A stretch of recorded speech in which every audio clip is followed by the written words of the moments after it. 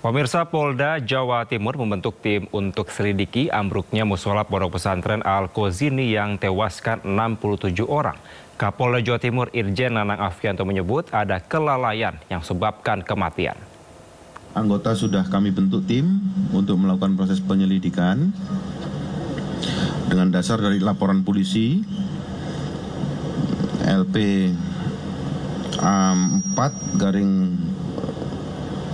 Romawi 9 2025 SPKT Unit Reskrim Polsek Buduran Poresta Sidoarjo. Dan ini pun kami tanganin langsung dari Polda, tim yang dari Polda. Di situ juga meskipun dari Poresta Sidoarjo diikutkan, tapi kami ambil alih. Jadi di sini kami libatkan tim dari Direktorat Reserse Kriminal Umum dan Krimsus untuk melakukan penanganan proses penyidikan ini. Adapun pasal-pasal yang akan kami sangkakan di sini adalah pasal 359 KUHP dan atau pasal 360 KUHP, kelalaian yang menyebabkan kematian dan atau luka berat. Kemudian kita juga menerapkan pasal 46 ayat 3 dan atau pasal 47 ayat 2 Undang-Undang Nomor 28 Tahun 2002 tentang bangunan gedung terkait dalam pemenuhan persyaratan teknis bangunan.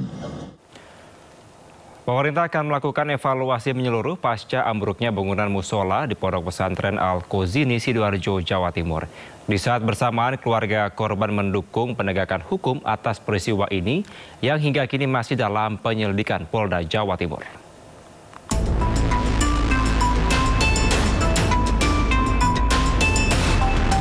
Tragedi ambruknya Pondok Pesantren Al-Qozini di Sidoarjo, Jawa Timur turut menjadi perhatian pemerintah. Banyaknya korban yang tewas dan terluka hingga struktur bangunan yang tidak sesuai terhadap dokumen legalitas dan persetujuan teknis yang bisa membahayakan menjadi perhatian pemerintah. Langkah teknis dan evaluasi bangunan setelah proses evakuasi tuntas dilakukan oleh tim gabungan. Koordinasi dengan Menteri Agama dan Kementerian Dalam Negeri diperlukan untuk melakukan pembenahan ponpes di seluruh tanah air. Sementara Menko Pemberdayaan Masyarakat Muhaimin Iskandar menegaskan akan membentuk satuan tugas guna mengevaluasi dan mengaudit bangunan-bangunan pondok pesantren di seluruh Indonesia. Pemerintah memprioritaskan audit dimulai dari pondok pesantren yang berusia paling tua, yakni di atas 100 tahun. Karena usia yang sangat tua, maka kita akan evaluasi.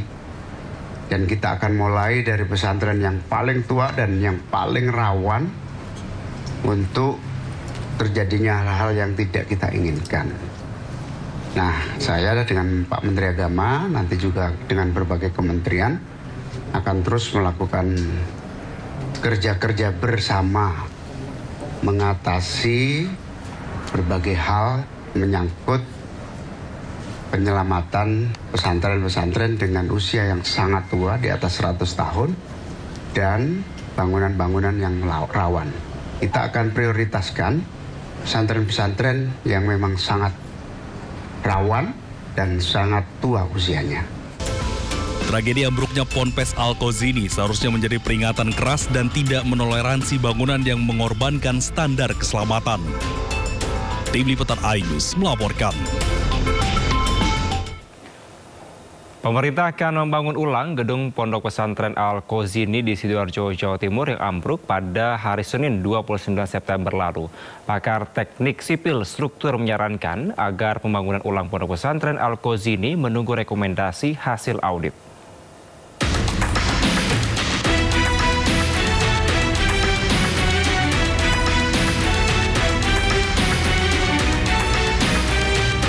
Pemerintah melalui Kementerian Pekerjaan Umum akan membangun ulang Pondok Pesantren Al-Qozini Sidoarjo, Jawa Timur pasca ambruk dan menelan puluhan korban jiwa. Menteri PU Dodi Hanggodo mengatakan pembangunan ulang untuk mengantisipasi terulangnya kejadian serupa. Sementara itu, pakar teknik sipil struktur menyarankan agar pembangunan ulang Pondok Pesantren Al-Qozini menunggu rekomendasi hasil audit. Namun demikian, pihaknya belum merinci berapa anggaran yang disediakan untuk membangun ulang pondok pesantren tersebut. Kalau anggaran untuk revitalisasi Ponpes Al-Qozini gimana, Pak?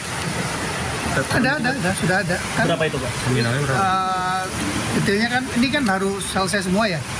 Sudah dibersihkan, tim dari Direktur Jenderal Proses Strategis akan masuk untuk ngecek mana yang, tapi perakiran saya kemarin saya ke sana itu bangunan yang warna hijau itu kayak mesti lebih murah kan kalau dirobohkan, jadi bangun baru dari nol.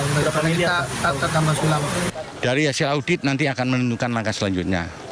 Hasil audit bisa merekomendasi hanya perlu diperkuat, diperlukan strengthening. Atau kalau hasil audit menyatakan itu harus dibongkar, harus kita rekomendasikan untuk dibongkar. Ini demi keselamatan kita semua.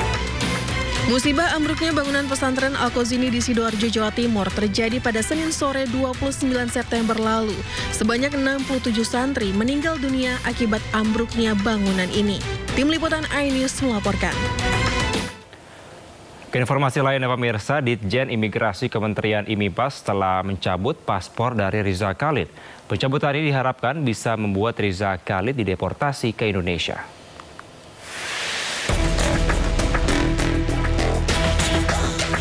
Paspor Riza Khalid dan Yuristan telah dicabut sejak bulan Juli 2025. Pencabutan paspor Riza Khalid atas permintaan Kejaksaan Agung sejak Riza ditetapkan sebagai tersangka kasus tata kelola minyak pada Pertamina. Pencabutan paspor itu dilakukan melalui sistem untuk membatasi ruang gerak Riza Khalid yang saat ini diduga berada di Malaysia. Imigrasi juga telah berkirim surat pada Ditjen Imigrasi Malaysia untuk menyampaikan pencabutan paspor Riza Khalid. Tetapi kami sudah bersurat kepada Direktorat Jenderal Imigrasi Malaysia untuk menyampaikan kepada mereka bahwa ataupun memberitahukan kepada mereka bahwa paspor MRC sudah dilakukan pencabutan secara kesisteman. Untuk itu diminta kepada mereka menyampaikan apabila memang MRC ada di Malaysia. Dengan pencabutan paspor ini, Riza Khalid bisa kapan saja dideportasi kembali ke Indonesia jika melewati batas izin tinggal. Hal itu akan memudahkan aparat penegak hukum untuk menangkap Riza Khalid. Tim Liputan iNews melaporkan.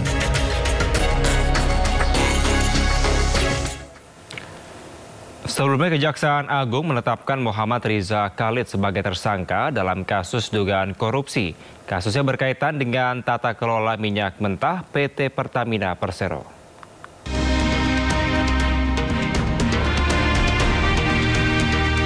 Kejaksaan Agung menetapkan Muhammad Riza Khalid sebagai tersangka dalam kasus dugaan korupsi.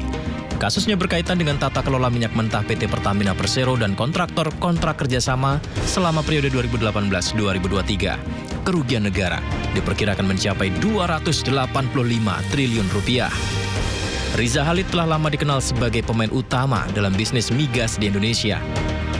Julukannya sebagai saudagar minyak kerap melekat karena perannya signifikan dalam mengendalikan impor minyak untuk memenuhi kebutuhan energi nasional. Diperkirakan nilai transaksi bisnis minyak yang dikelolanya mencapai 30 miliar dolar per tahun atau 450 triliun rupiah per tahun. Namun, seiring berjalannya penyidikan, Kejagung menyita sejumlah aset milik Riza Khalid dan anaknya. Di Pulau Merak, Kota Cilegon, Banten, penyidik menyegel aset milik PT Orbit Terminal Merak yang mencakup seluas lahan 31.000 meter persegi serta lahan tambahan 190.000 meter persegi. Area terdiri dari 21 tangki penampungan minyak, 2 dermaga kapal, dan sebuah stasiun pengisian bahan bakar. Selain itu, rumah pribadi Riza Khalid di kawasan elit Jakarta juga turut digeledah. Jika memang telah menjadi tersangka, lantas kemana Riza Khalid sekarang?